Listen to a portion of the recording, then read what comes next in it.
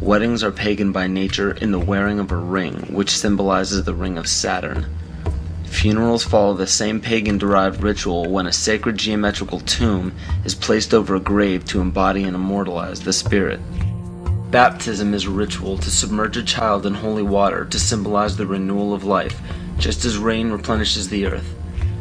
The Holy Grail filled with wine is a representation of the blood that comes from the birth canal during menstruation, not the blood of Christ.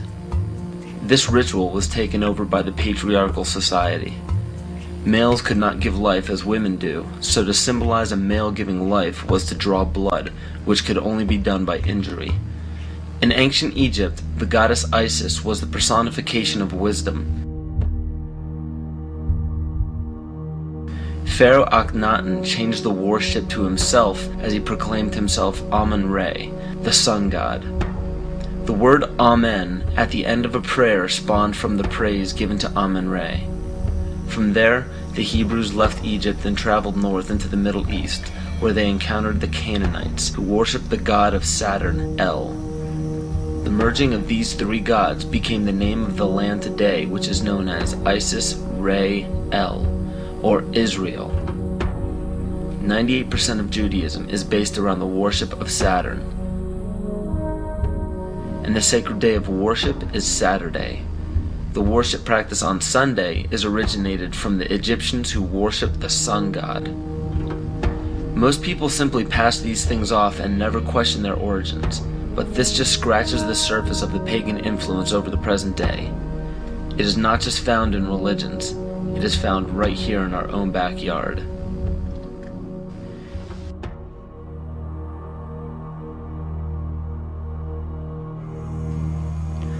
On January 22, 1783, Congress ratified a contract stating that all bills of credit emitted, monies borrowed, and debts contracted by or under the authority of Congress before the assembling of the United States in pursuance of the present Confederation shall be deemed and considered a charge against the United States for payment and satisfaction whereof the United States and the public faith are hereby solemnly pledged.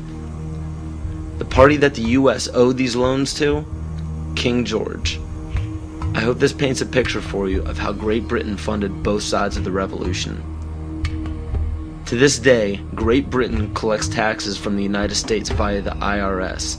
The IRS isn't even an agency of the United States government. If you don't believe me, look up IRS publication 6209. The FCC, CIA, FBI, and NASA were never part of the United States government. The U.S. government only holds shares of the stock in various agencies. Social security numbers are also issued by the UN through the IMF. The Civil War, which lasted from 1861 to 1865, was also instigated by Amschel Rothschild to divide the United States and force it into debt with a central bank. The goal was to put the country of the U.S. back into the hands of Britain through huge loans taken out for munitions. To do this, it was crucial to put a controversial issue in limbo such as slavery. Knowing full well that the Declaration of Independence would create an uproar among southern states that depended heavily upon slave labor, it was signed in Philadelphia, Pennsylvania by 35 people, 33 of whom were Freemasons. John Brown was a Mason and a Rosicrucian who was brought to power by William Lloyd Garrison and Senator Charles Sumner, both descendants of the Illuminati bloodline.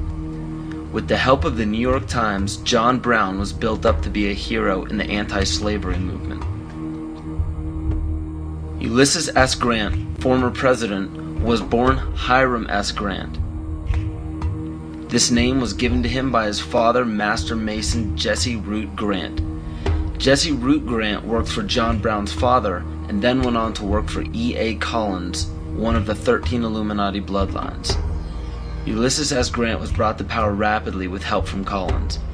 From April 1861 to May 1864, Grant went from the rank of private to commander-in-chief of the entire Union Army. Once Grant was appointed president, his cabinet consisted of 8 Freemasons, including Alphonso Taft, which was William Taft's father, who was also an ancestor of Bill Clinton. Jonas Mills Bundy was one of the 13 Illuminati bloodlines who was also the presidential advisor to Grant as well as the next two presidents. And cabinet member Columbus Delano was Franklin Delano Roosevelt's grandfather. In November 21, 1933, President Franklin Roosevelt wrote, "The real truth of the matter is, as you and I know, that a financial element in the large centers has owned the government ever since the days of Andrew Jackson." Abraham Lincoln's father was A.A. Springs, who was part of the Rothschild dynasty. Lincoln's half-brother worked for Louis Cass Pasteur in the Merovingian dynasty, which was the 13th Illuminati bloodline. Pasteur also owned Jekyll Island, which was where the Federal Reserve Bank was created. In the mid-1800s, Abraham Lincoln and the Whigs were trying desperately to keep Andrew Jackson from establishing a gold standard called the Independent Treasury System. Lincoln and his party fought to set up a central bank, making such public speeches as, "Under a gold and silver standard, all will suffer more or less, and very many will lose everything that renders life desirable."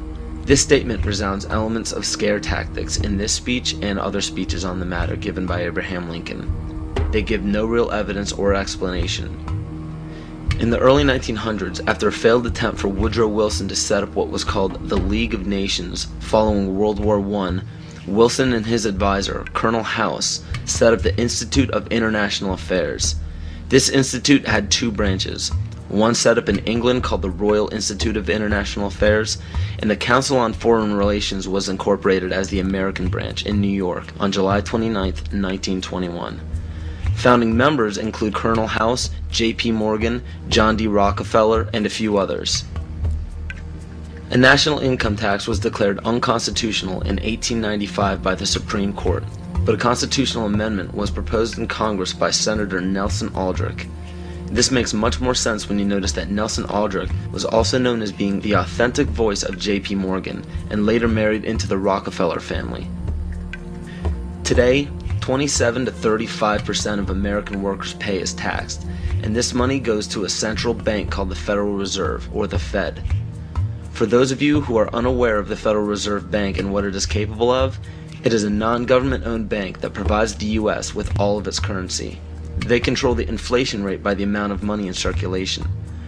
Yet the most amazing aspect of the central bank is the suspension of specie payments, in which the Fed can refuse to pay their obligations, yet taxpayers must pay their debts or go bankrupt. In other words, the suspension of specie payments is the central bank's right to breach a contract with no penalty whatsoever. In even simpler terms, it's called theft. How is it that the Fed is allowed to breach any contract they wish without penalty from the government? The answer is simple. The Federal Reserve Bank has power over the government instead of under it. Carroll Quigley, Bill Clinton's mentor while at Georgetown University, wrote of central banks, "They want nothing less than to create a world system of financial control in private hands, able to dominate the political system of each country and the economy of the world as a whole. Controlled in a feudalist fashion by the central banks of the world acting in concert, by secret agreements arrived at in frequent private meetings and conferences." It is important to note that nearly all of the founders of the Federal Reserve Bank were involved in the conception of the Council on Foreign Relations. Since 1934, when the Fed was established, almost every United States Secretary of State, all Secretaries of War or Defense since Henry L. Stimson, almost every head of CIA since Allen Dulles, nearly all presidential candidates, Dwight D. Eisenhower, JFK, Richard Nixon, and Bill Clinton were members of the CFR. George Bush Sr. was actually the CFR director from 1977 to 1979.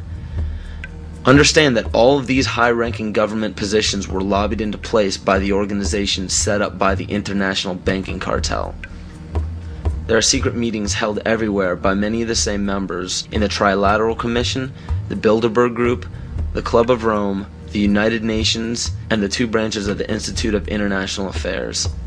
These groups make up what is known as the Round Table, developed by Cecil Rhodes.